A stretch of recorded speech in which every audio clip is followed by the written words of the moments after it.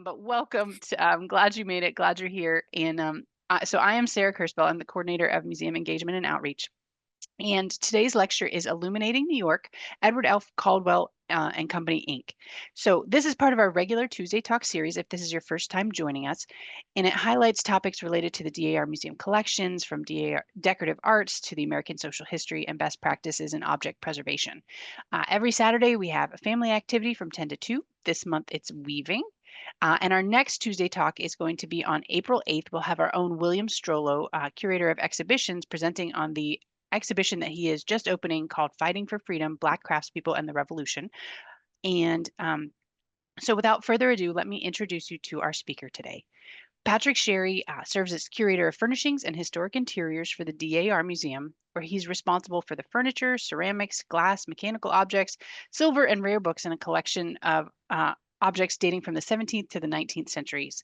He curates 30 period rooms and oversees historic preservation projects in the National Register listed DAR headquarters building. Mr. Sheary is recognized furniture and architectural historian, and he lectures and consults on those subjects for museums and historic properties. He regularly curates exhibitions, and he is working on his next exhibition, which is a secret to all of us. So we will we'll share that at a later date.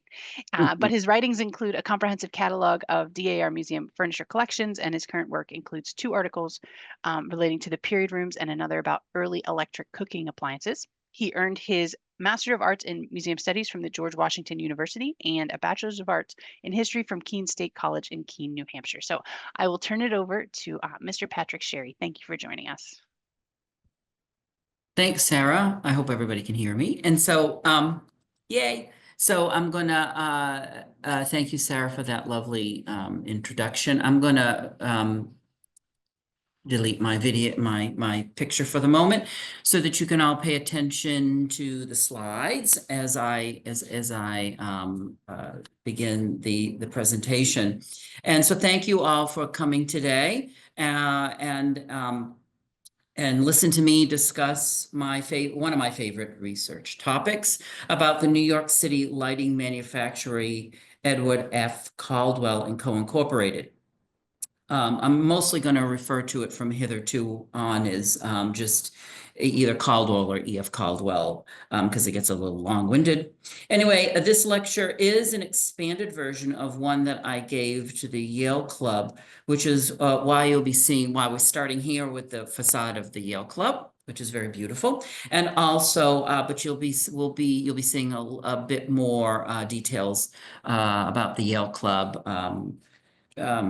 in a few moments. But first, for those who are not in the know, I would like to briefly introduce all you viewers to E.F. Caldwell & Co. If you wish to know more about this in detail, please look at my other talks about the firm on the DAR Museum YouTube page. Caldwell is not an iconic name like Tiffany, for instance, whose decorating branch made beautiful lighting of colored glass considered aesthetic masterpieces today.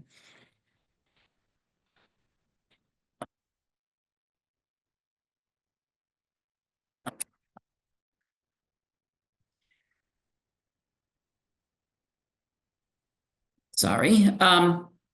E.F. Caldwell left with the big long mustache, and Victor von Lossberg on the right established the firm in 1895.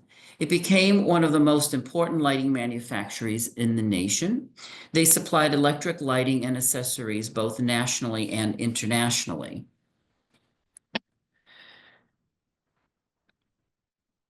This was no small operation. The New York City headquarters boasted 14 showrooms, 12 salesmen, 20 draftsmen, as well as machinists, metalworkers, gilders, painters, and many other skilled craftspeople.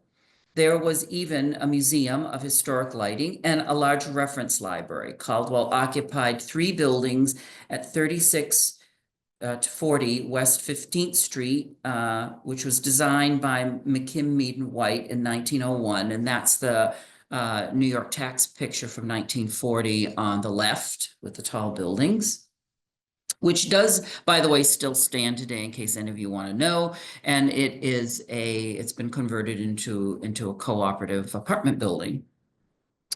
But in 1938, the showrooms and the head offices relocated to 214 to 16 East 57th Street, which is in the New York, again, tax map picture on the right. The factory itself moved to New Jersey. And just FYI, this building nor the rest of the block still stands today. It's been replaced by a ginormous skyscraper. This is a view of the Pine showroom during the 1920s. A vast array of lighting fixtures can be seen here. Many of Caldwell's clients preferred the traditional style, which is reflected in the items that they offered.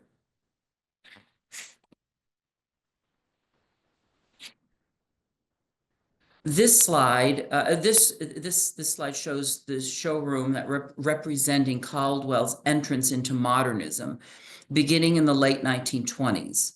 Von Lossberg did not like the Art Deco, so only one showroom was dedicated to this style. Frank Moffat was the modernist expert at Caldwell who advised clients on both fixtures and decorative schemes.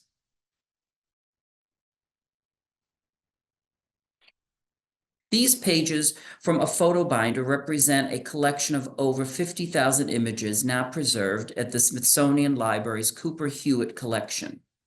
Once complete, an item was photographed and its assigned design number written at the bottom of the margin. And you can see some of the photo in all the margins. There will be a little letter number combination like C15438. Binders were mostly arranged by types, such as floor lamps or chandeliers, and the binders themselves were stored in specially made mahogany cabinets. Prospective clients could look at these binders and choose an item. Much of their work was customized for specific orders, but elements reused to create something different according to client preference.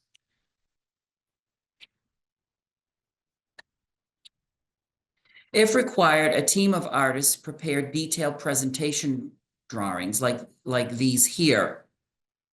Though the artists rarely received credit for their work, a few were described in later interviews of former employees as exceptional, like a Mr. Lander and John Landber. Another artist known only as Gary and described as of Spanish descent was one of the many immigrants who also worked for the firm.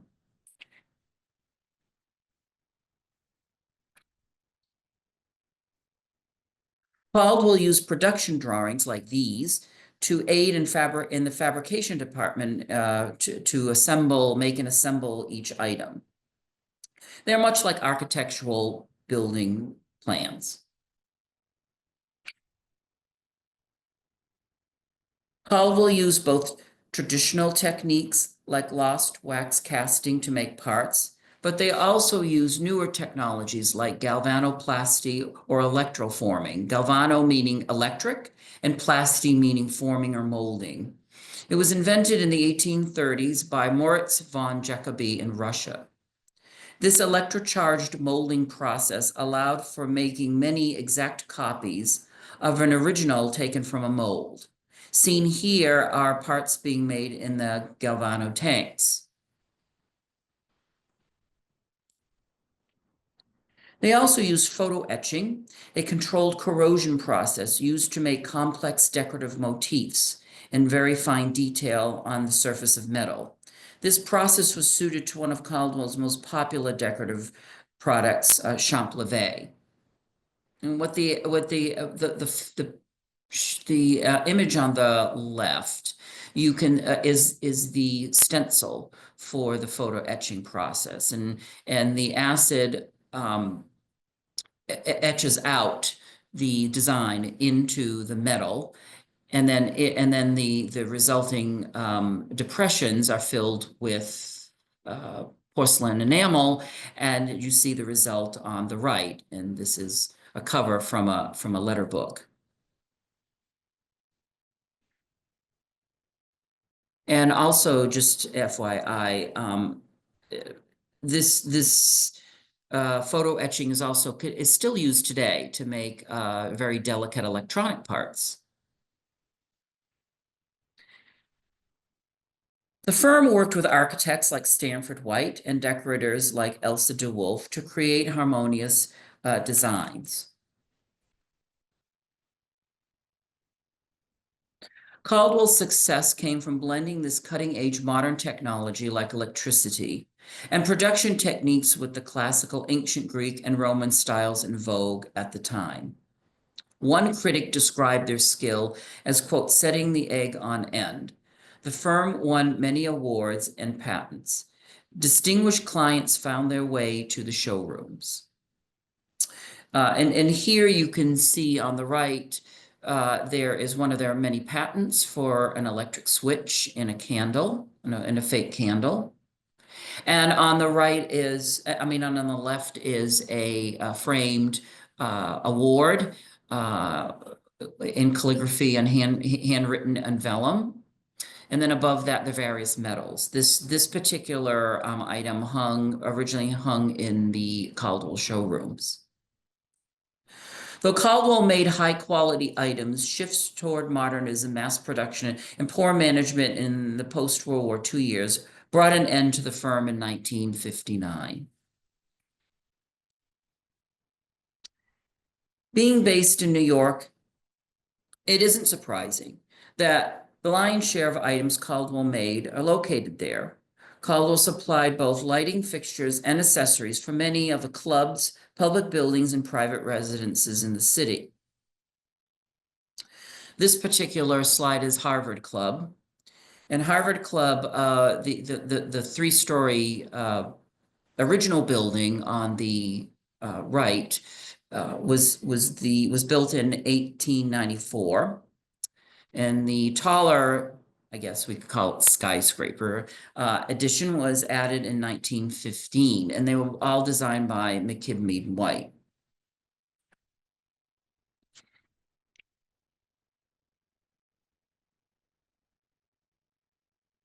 Inside the Harvard Club, McKim, Mead and White ordered many special fixtures for the club. I'm not going to go over all of them today. There's many of them, but I specifically wanted to focus on this kind of neat one.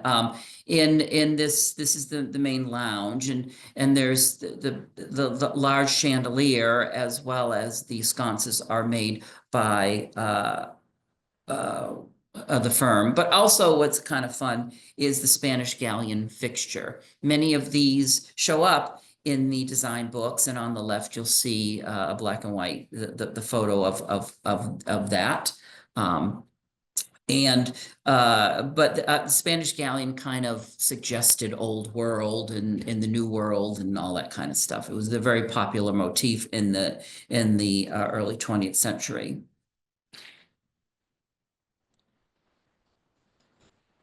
Another great example of firm's repertoire are wrought iron sconces in the Baroque style, flanking the entrance doors as seen in the University Club.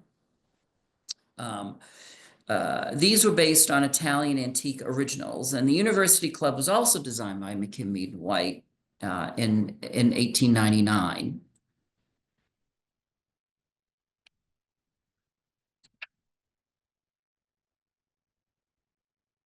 Morgan's office, sorry about this, the light went out for a minute. There we go. Caldwell fixtures can also be found in the Morgan Library, designed by Charles Follen McKim of, again, McKim, Mead and White. The interiors are richly decorated in the Italian Renaissance style. Seen here in the building's facade is a porch lantern, which was by the firm, as well as the marble torchères in the connecting rotunda inside that connect the different reading rooms and the offices. The torchères feature alabaster shades carved with classical scenes of dancing gods and goddesses, of course. Morgan's office is richly furnished and decorated with stunning silk damask upholstered walls and velvet drapes. On the desk can be seen a bronze lamp inspired from an antique Italian altar candle stand. A cluster of electric light sockets which is hidden under the shade, of course, takes the place of the candle. The black and white picture seen on the right shows that lamp as presented in the Caldwell design books. This view in the opposite end of the office can be seen a carved alabaster and bronze chandelier, and its corresponding, again, a photo from the design books.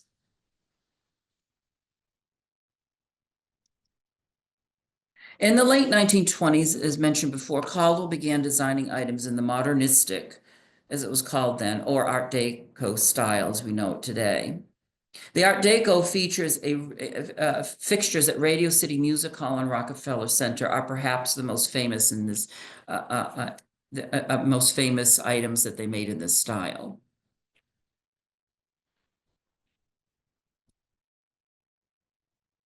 It gives me pains to show this, but it's fabulous to talk about it, even though we want to shed multiple tears. This is the late and great Pennsylvania Railroad Station, which again was designed by McKim White, finished around 1910, and demolished in the 60s. Fragments, and of course, all the lighting was designed and made by the firm, including the torchères that you see here in what's called the main waiting room. Thankfully, fragments of these torchères survive today at St. John the Divine, and they're stored in their basement. They've been modified a bit, but there's thankfully still there, and which is of course on in the superimposed picture on the right, and then on the left is a fragment from one of the many sconces that hung about the place. It's been over polished, so it would have originally looked kind of like the bronze color that you see in the torchères.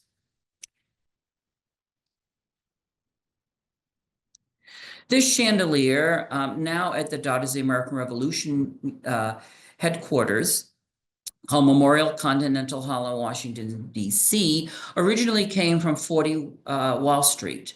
The building was built between 1929 and 30 as the headquarters of the Manhattan Company and originally called the Bank of Manhattan Trust Building. Architects Harold Craig Severance, Associate Architect Yaso Matsui, and consulting architects Shreve and Lamb designed the building. This particular chandelier was one of a pair, though it was probably not originally in the banking room. The bank occupied the first few floors of the base of the tower, and then the rest of the tower was for tenants.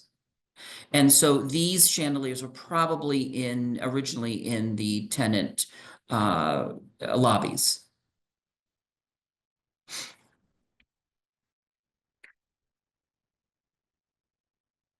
Let's take a closer look and go to the Yale Club. We'll visit the Yale Club.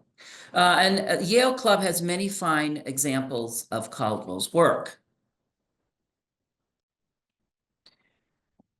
In the Caldwell order books that are seen here, there are 61 distinctive designs ordered in between 1914 and 1915, many of them likely destined for guest rooms and non-public areas of the clubhouse. It was quite a large order. Each entry noted the item, number, scale, number of electric lamps, and sometimes the draftsman. Any special finishes are noted, and occasionally the room for which it was installed. These charming ink drawings were the work of many hands. Some are detailed, while others less so. Finally, some entries note the existence of working drawings like the construction drawings that I showed previously. These drawings, the originals of the order books, are preserved today at the New York Public Library, and you can see microfilm versions. You can consult the microfilm of them at that institution. And you can also see them at the Cooper Hewitt.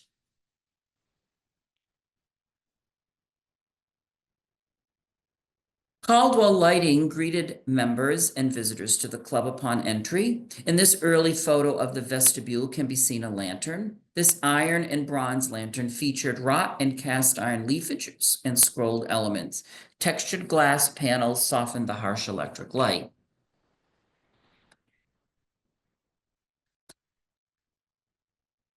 Of course, passing through the vestibule leads to the entrance lobby, and the lobby is lit with sconces in the Baroque Mannerist style of scrolled backplates featuring the Yale crest. However, originally these sconces had art glass shades instead of the fabric ones you see today. If you have opportunity to visit, it's a fun place to look at. In this 1915 image of the lobby, you can notice the original flush-mounted chandeliers with cut glass starburst shades. Caldwell used this starburst design in many of their public and private commissions, and it became very popular. Also, the art glass, you can also see if you look very carefully. Sorry, the pictures on this are a little muddy, but you can see the original art glass shades. They may have been Fevro glass, but it could have been any other firm too. Caldwell did use Tiffany and Fevro glass in some of their shades and all that, and it's noted in the order books of the time.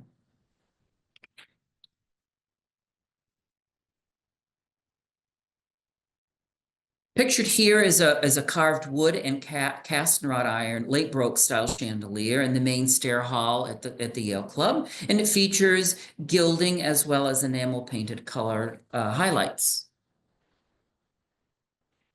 And again, the black and white picture is from the design book. The main lounge in the Italian Renaissance style had Caldwell lamps of different classical designs. Note the fabulous silk fringe shades in this period photo, not long after the club opened in the mid-teens, 19 teens, I should say. These are lamps. The two lamps on the left and right are from, again, the design books, and they were made for the main lounge. The lamp design on the left was placed in the center table and featured painted, possibly gilded decoration of leaves, scrolls, and dolphins. And it's hard to see in that picture, but if you look carefully, you can see a glimmer of those motifs. And the lamp on the right were placed on side tables beside the sofas. The room was lit from above with sconces, again in the Renaissance style, set high on the walls, and they were enamel painted to kind of match the decor of the room. There was also a wonderful glass globe chandelier at one end of the room, though hard to tell in this design, the photo. The continents were either painted upon or etched into the glass sphere. The equator ring featured zodiac signs, and the suspension chain, a sphere that represents knowledge and wisdom. Another magnificent fixture are these in the dining room, the chandeliers and the sconces.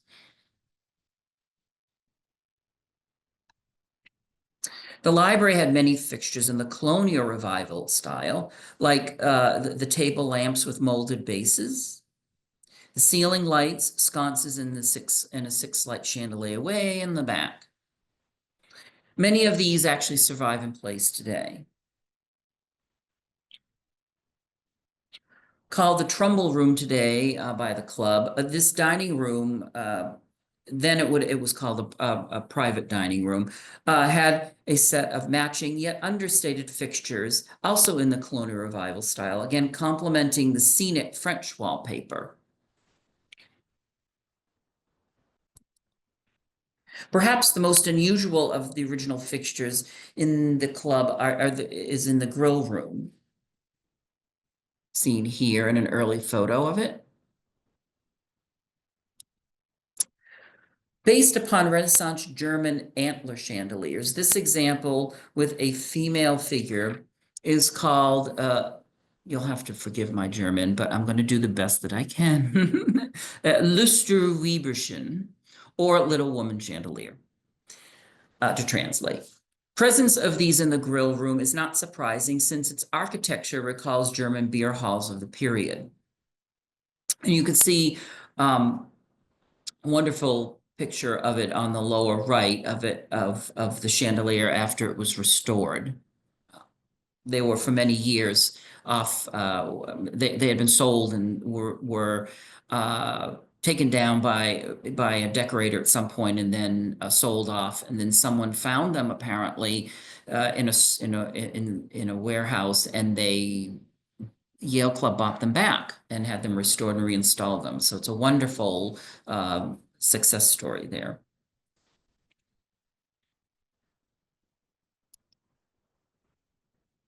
The design books have many other similar chandeliers, including this one. I'm sorry, the light keeps going out in the room. You have to wave your arms, Patrick. You're Yeah, not I'm moving waking enough. it, but it doesn't, I have to get up because it doesn't want to read my hand. Anyway, where was I? The design books have many others, including this example showing the relative popularity in interior decor, their relative popularity in interior decor. They imparted an old world look. Items like this were likely purchased as either antique or new during one of von Lossberg's annual European buying trips. He would bring back, during those buying trips, he'd bring back glass items from, he'd bring back Czech glass and English cut glass, and he'd bring back French bronzes and French lighting and German things and things from Italian things from all over. So he had a grand time on those trips.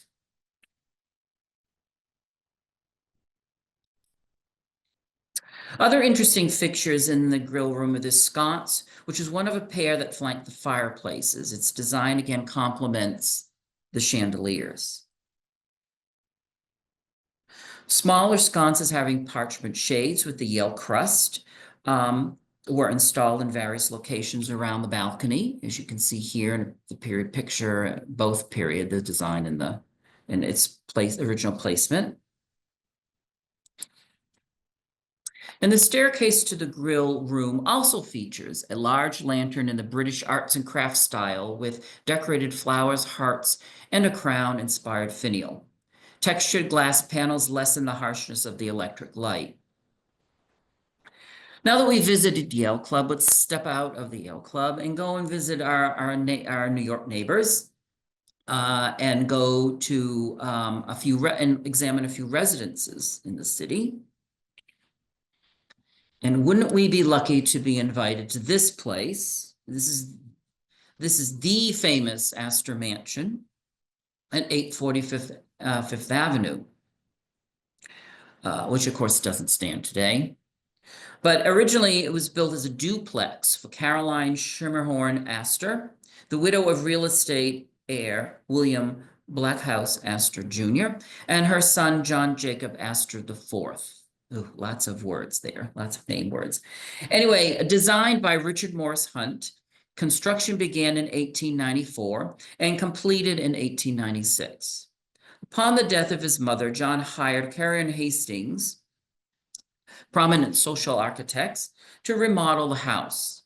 It was during this remodeling that the architects chose Caldwell to provide the lighting. The new entrance hall featured a set of gigantic cast bronze 18 light sconces in the Baroque style. I would love to see these. If anybody knows what these are, it would be just neat to see them. They're huge. And you can tell that even from the scale of the room. The room itself, the entrance hall is very large. So you can just imagine.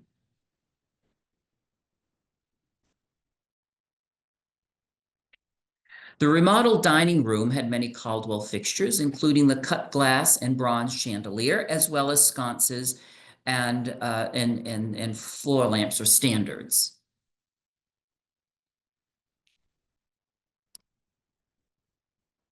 Further up Fifth Ave, we can stroll along. We come across Andrew Carnegie's mansion, designed by Babb, Cook, and Willard in the Georgian Revival style and completed in 1902. Today, it is the home of the Cooper Hewitt Smithsonian Design Museum. Carnegie ordered lighting fixtures made by both Caldwell as well as Tiffany. Stair Hall, in the Baroque style, is dominated by an unusual spherical chandelier, bronze chandelier.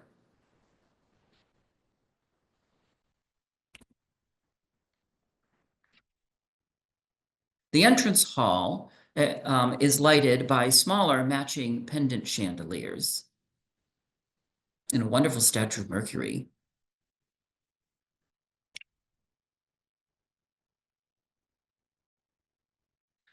This reception room had four, not one, not two, but four cut glass Caldwell chandeliers, and you can see the design. They're peeking. They're right up at the top of they're peeking out from the edge of the top edge, of course, of the photo, and it's the corresponding design, so you can analyze them a little bit more. Carnegie also collected Tiffany lamps. And so I have to mention that there are a few of those in this room as well. Looking more like a parlor with upholstered arms, with upholstered lounge chairs. This was actually the dining room.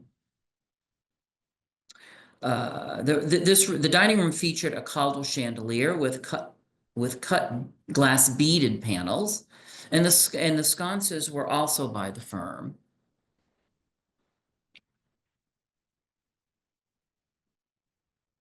One of the largest rooms in the house was the library seen here. This paneled space in the Renaissance style has oak paneling and an imposing carved fireplace mantel. All the ceiling fixtures are by Caldwell in a matching style, and the small exposed light bulb flush-mounted fixtures celebrate the new electric technology. And remember, in 1902, we take electricity today for granted, but in 1902, electricity was still relatively new for technology for the home. So it showing light bulbs and was part of the way to express your acceptance of the latest technological advancements. Let's continue our stroll back down Fifth Avenue to the Henry Clay Frick Mansion, today known as the Frick Collection. This house was designed by Thomas Hastings of Carey and Hastings. For this house, there's many Caldwell fixtures in this very beautiful mansion, but I want to focus on a particular part of the house. I want to focus on Caldwell's contribution to the second floor private rooms, which, by the way, those of you who don't know, will soon be opening to the public after an extensive multi-year restoration and renovation of the house. The second floor had been closed to the public for since its opening in the 30s, and it's going to be wonderful to see. They've been doing, from what I've seen of it on YouTube anyway, it's going to be quite stunning. But anyway, turning to the inside of the house, We'll go upstairs. Seen here is the main connecting hallway for all the bedrooms. The second floor was mostly decorated by Elsa de Wolf. The arch ceiling was painted by Robert Twachman and enhanced by Cove Lighting. De Wolf used Caldwell in many of her projects. Here, Caldwell sconces in the French neoclassic style light the space.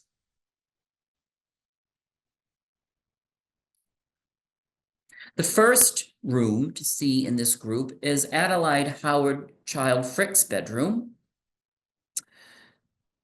De Wolf arranged the furniture in her preferred manner with the bed set parallel to the wall, kind of creating an alcove, and an adjacent night table and chair right next to them. And this was her signature style, and you often see it in many bedrooms that she decorated. Both the cut glass bronze chandelier, as well as the French classical style sconces featuring Wedgwood blue jasper plaques, were made by Caldwell. This is Frick's daughter's Helen's room, interestingly located between those of her parents, who kept, I'm sure, a watch on her, decorated in the French neoclassic style preferred by De Wolf. It features a set of Caldwell sconces. The room's color scheme was pale pink and green, and it may be that the sconces were painted to match.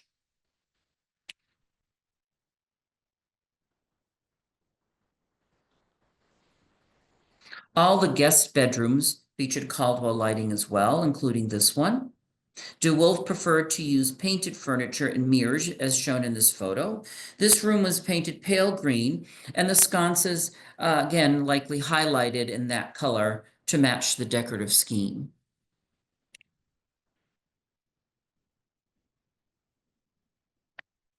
As he did for the principal rooms on the first floor and the family dining room, Frick hired the English firm White Alam Co. to decorate his bedroom suite, seen here. Being the decorators for Buckingham Palace likely influenced the choice.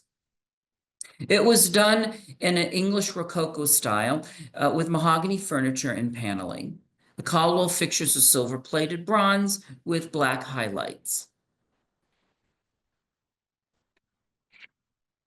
So let's turn from our mansions to other things that Caldwell made. They excelled in designing, making accessories for their varying clients. There were hundreds of items to choose from, including boxes, ashtrays, statues, clocks, and even telephones. Many were made as special commissions. One of Caldwell's most loyal New York City clients was Marjorie Merriweather Post. You were probably all wondering when I was going to get to her. Anyway, but before I do, I've also done a more detailed look into her penthouse as well as her Washington, D.C. house, Hillwood, in another lecture, and that's also available on the DAR Museum's YouTube page. But anyway, Mrs. Post considered Caldwell's work to be of the finest quality, and she describes it as such in her correspondence. Mrs. Post had many extraordinary items made for her triplex penthouse at 107 Fifth Avenue, with the private covered entrance at 2 East 92nd Street, which of course you can stroll by today and maybe wave to her. Though the penthouse as Post knew it no longer survives, it's been broken up into Mrs. Post, when she moved out and finally sold the place, had it the triplex, all the paneling and everything removed from the place. So there's, as far as I know, there's nothing left from her time there. But anyway, thankfully, she took many of those items and she reused them at her house in her Washington, D.C. mansion, Hillwood, which you can, of course, happily see today. It's where fabulous lives. It's a fabulous place. Anyway, Caldwell objects abound, like this wonderful poker chip box, or this picture frame showing Mrs. Post with her daughter Nadina Hutton. She didn't just have these wonderful decorative items made, but she had more utilitarian decorative items made too, such as these light switches. These were originally made for call buttons to call servants. But when she moved these items to the DC house, she had them remade for switches, for of course, light switches.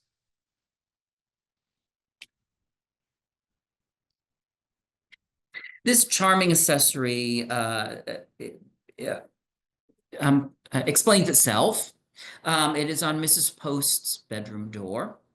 She had others made as well, but this one is the one. And what's fun about it is, in order to operate, it's in the close. You can see it closed with a beautiful floral bouquet in the basket there. But when you want to pop it open, there's a little finial that you pull.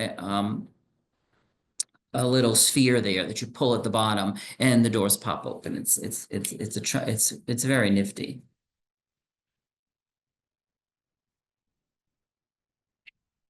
Caldwell also excelled in clock design, as seen as these extraordinary examples. The table clock that you see here at Yale Club is of a then popular neoclassic design. Many were made, and this example represents the most elaborate version, having the clock face and sides mounted with gilded arabesques. The classical figures kneeling upon velvet pillows support the clock and pay homage to the Greek god Atlas, who held up the world. These clocks were available in a variety of finishes and decorative details. Caldwell also made fireplace accessories based upon actual antique models, and these examples are all from the Yale Club, and they're all in the Baroque design, Baroque style. So, in conclusion, I've only touched on, of course, the amazing amount of items that can still be seen in New York City today, and all the varying mansions and public buildings that had and still have Caldwell items in them. And hopefully this has whetted your whistle a bit to explore a little more and look for these things when you're in New York City walking about. But the works of this prolific firm extend far beyond New York City, of course. Many cities have Caldwell fixtures and accessories in public buildings and private residences. In Washington, D.C., for instance, where I'm talking from now, is no exception. Many federal buildings feature Caldwell fixtures. Examples can be found at Memorial Continental Hall, the DAR's headquarters, seen here on the left. And also the Anderson House, which is today the Society of the Cincinnati, which is on the upper right corner. And then, of course, the White House on the lower right, in the lower right corner. And various governors' residences, too, they didn't just limit themselves to the East Coast. They also went west. And you can find many Caldwell items in California, as well as in Denver, Colorado. And this, sorry, I don't know how that happened. Um, Patrick, if you grab the bar and pull the bar on the left and pull it all the way down, you might be able to jump straight to the last slides. ugh, There you go. God. All right. Anyway, sorry about that. I don't know what happened. But anyway, this is the Butcher Mansion in Denver, Colorado, which is some beautiful French and English revival lighting fixtures all over the house. It's quite stunning. And I'd like to do the final slide of Pennsylvania Railroad Station, just after about, well, it was still being constructed, but it was nearly finished. This is about 1908 or so. Anyway, thank you very much. I hope you enjoyed this little tour of Caldwell in New York City, and thank you very much. Thanks, Patrick. We do have a question in our Q&A. So if anybody else has a question for Patrick, you can go ahead and pop it in the Q&A and I will ask it to him. But Bonnie wants to know, do you know how the DAR got the banker's chandelier? We bought it from a dealer. It was we were I was looking, we replaced a 1960s not very good chandelier, and we were looking for something better. We had just restored the room, and so we wanted, just something nicer. And I was speaking with a dealer in New York City. His name was David Caligaros, about getting something nice, possibly Caldwell, but whatever. And he says, "Well, I have just the thing," and so that's just the thing. And we luckily found a donor who donated the cost of the fixture, and that's how we basically got it. So very lucky. Thank you, donor, and thank you, dealer. Great. And Carla says, hello, thank you. I'm writing from Dumbarton Oaks, where we have at least one Caldwell designed fixture and at least 3 that were modified by him, purchased as antiques and then electrified. Have you come across records for Dumbarton Oaks, Harvard, or Robert Woods Bliss in your research? I haven't directly, but I have a feeling that they're going to be in the order books. Those ones with the charming drawings that I mentioned to everyone about that are the microfilms available at both Cooper Hewitt and at to see at Cooper Hewitt and at the New York Public Library. So you can go through those. If you know about it's easier if you know kind of the date. So if you kind of know when they were made, like we'll say 1912 or 1915, you can go to those particular books and then look for, it's not indexed, so you kind of have to go through it. It's tedious, but it's fun. So I would suggest going through those books and give a call to either Cooper Hewitt Library, and they're very helpful there, or to the Smithsonian Libraries here in DC, and they're very helpful as well in setting you up to take a look at that stuff. But I bet you they're in there. They're likely going to be in. They're definitely going to be in the order books. As far as the design books goes, those things might be in the design books. And all the design books are online. And if you go to the Cooper Hewitt website, you can browse those design books at Heart's Content, which is how I'm able to gather all those pictures for you all to see today. Virginia has a question. She says, our DAR chapter house in Hudson, New York was built in 1811, but redesigned with beautiful fixtures in 1900 by our New York City benefactress. She put in several chandeliers that are gas on top and electric on the bottom. Can you talk about that style? Um, that in 1900 electricity was early. That was still kind of early for electricity, and so people were hedging their bets at that time. So I mean, there was this kind of, I would say, war, this kind of tiff between the gas companies. Now this is not natural gas at this time. This is manufactured gas. So they burn coal and get coke, and they use that's how they got the vapor from that to create gas, which filled gas works. I'm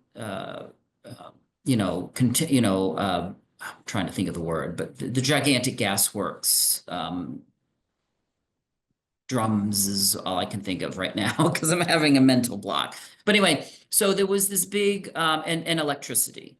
And so nobody really, electricity in 1900 wasn't really quite reliable yet. It was usually only turned on during the day, evening as opposed to the day. If it was a mansion and it wasn't connected to anything, there wasn't the extensive electrical grid that we have today. So the family could have bought their own generator and had their own electric lights made, generated their own electricity. But they could have also, and made their own gas too. If it's a country house, then you could have bought a gas making machine, hopefully situated at a distance away from the house. Anyway, but the reason for the duality of it is because electricity was not a foregone conclusion that the public was going to accept it. They were used to gas and fuel burning things like candles and oil lamps, and so kerosene lamps by that point.